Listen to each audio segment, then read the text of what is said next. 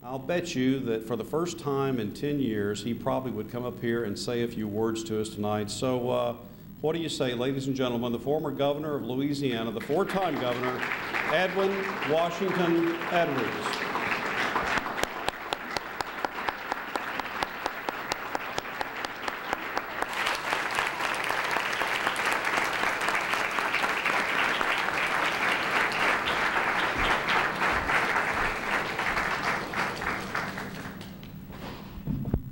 I suppose it's appropriate that my first public appearance in some time is here to join with you in doing honor to Leo Honeycutt.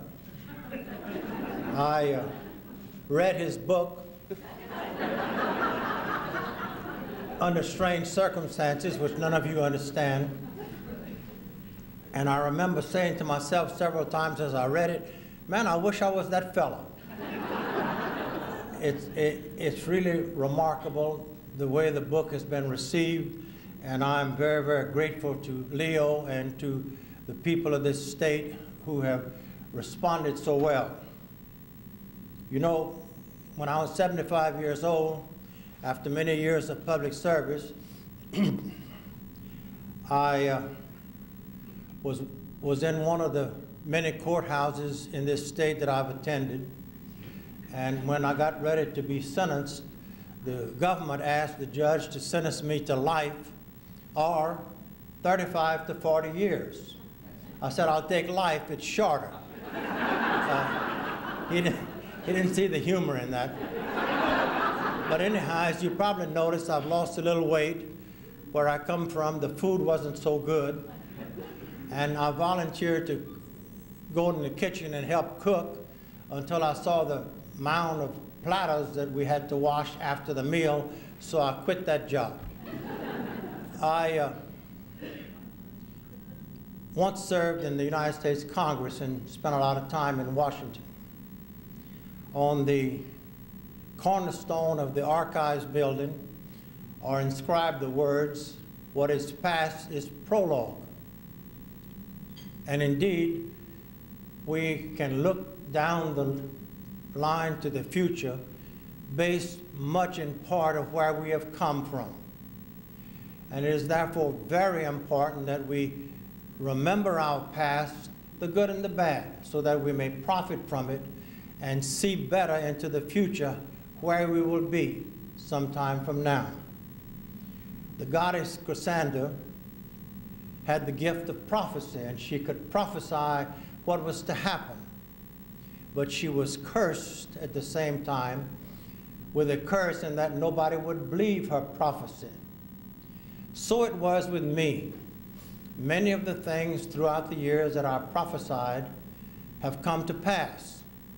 And many who scoffed at me when I suggested in 1974 that the price of oil would someday go to $100 a barrel, I haven't received many apologies from people who thought I was crazy.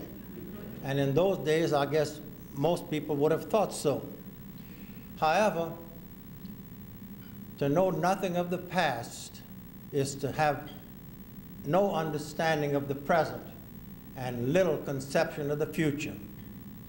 It is very, very important to be able to see, to the extent that we humans can, into the future.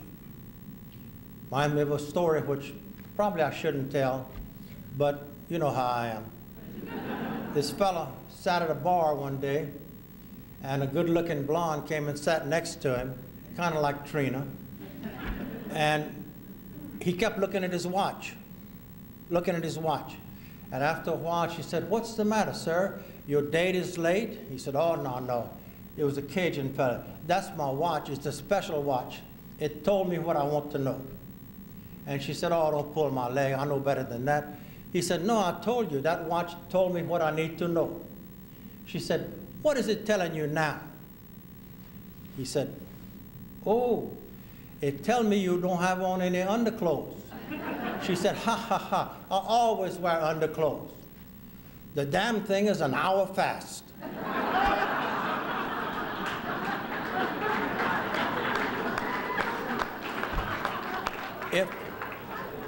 if you know what's going to happen, you can sure make a better life for yourself.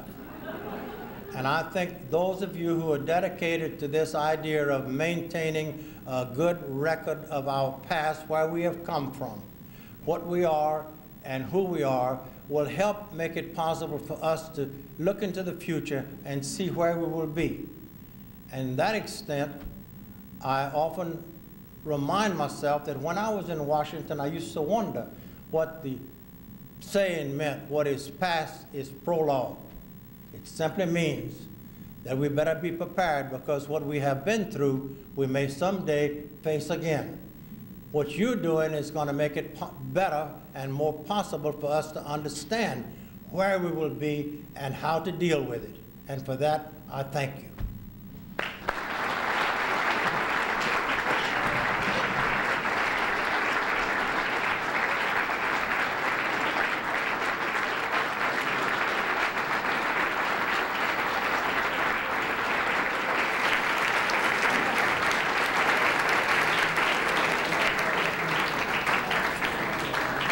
I always had a desire, of course, to write about my history because it's so unusual and also at the same time so significant, because it shows the rise of a poor Cajun boy on a sharecropper's farm who goes through the public education system of the state and then ends up in Congress and then as in the governor's mansions for 4 terms, which is unprecedented.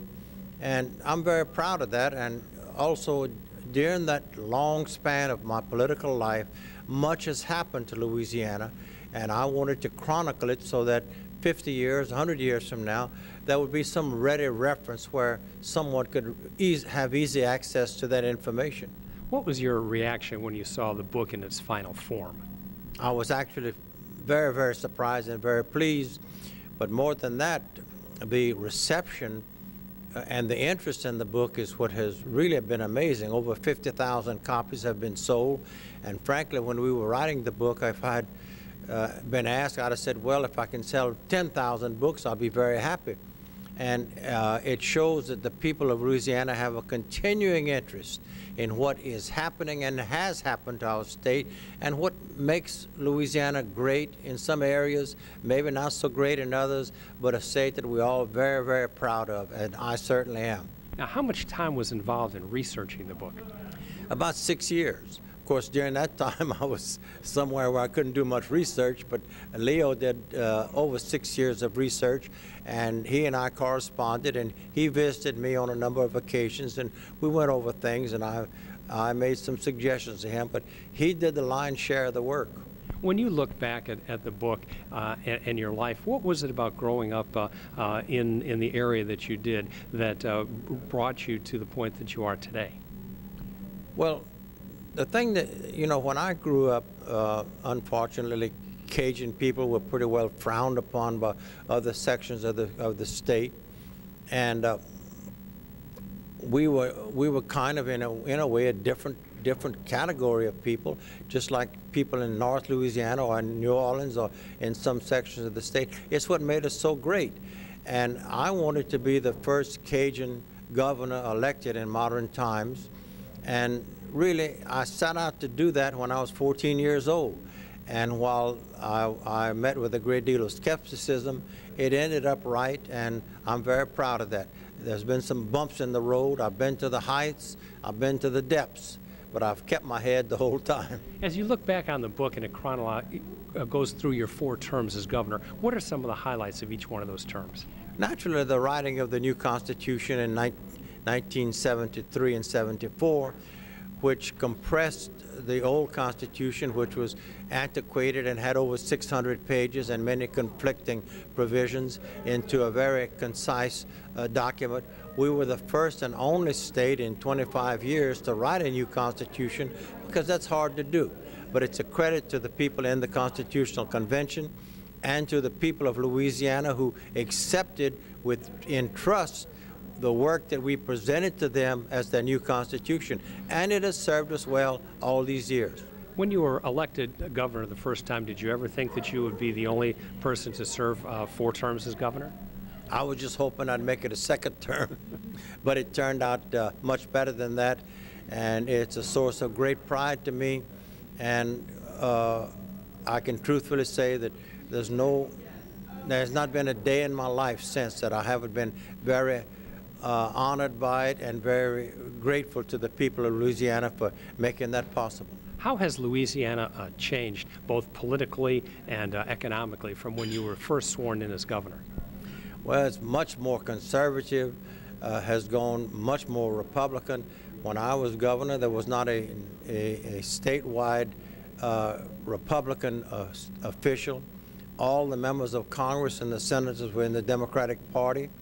And while the Democratic Party of Louisiana did not represent the Democratic Party of the nation, it was a distinct unit unto itself. But as the sweep came across the South of conservatism, so did it come to Louisiana. And gradually, we now have all but one members of Congress and one senator who are Republicans, and the governor's Republican. Most of the major, I think probably all of the major political figures that on a statewide level are from the Republican Party. One thing that I notice, and many people I think overlook, is that while all these people have changed their party affiliation, I haven't seen that it changed their attitude or philosophy, and that makes me very happy, because we are a people that love each other. We take care of the disabled and the unfortunate and the disadvantaged, and whether you're Republican, independent, or otherwise, that to me is very important. Do you see that as a pendulum that's going to maybe swing back the other way? It always does. The country and the state, in the long anti-long days of long ago, it went from longs to anti-longs and back forth. It has swung in the nation in favor of the Republican Party, but just 10 or 15 years ago, it was just entirely different. And in Louisiana, it has tipped over to the Republican side, but that's going to pass. And I predict that before I die, and I expect to be here for a while, we'll be back in the Democratic column. But the important thing is, it's not going to change the attitude of the state or the idea that we have that government exists to take care of people. When the book was finally finished and you read it for the first time, what were your thoughts? What were your reactions? I said, I wish I were this man, because it really did make me look good, even though it was factual, but it brought out a lot of things that in my long career I had completely forgotten about.